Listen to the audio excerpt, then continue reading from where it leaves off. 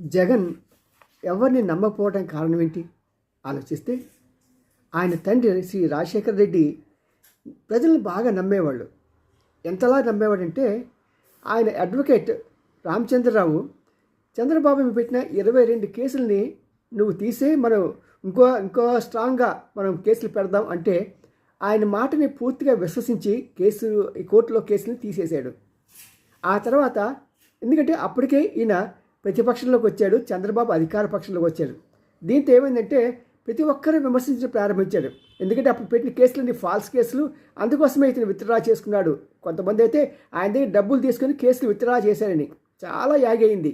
అలాంటి సమయంలో రామచంద్రరావుని పత్రికా విలేకరులు ప్రశ్న అడిగారు, ఆ కేసులు విత్డ్రా చేయడానికి కారణం ఏంటని అడిగినప్పుడు ఇతను చాలా అమాయకంగా అయ్యో నాకేం తెలియదండి అన్నాడు.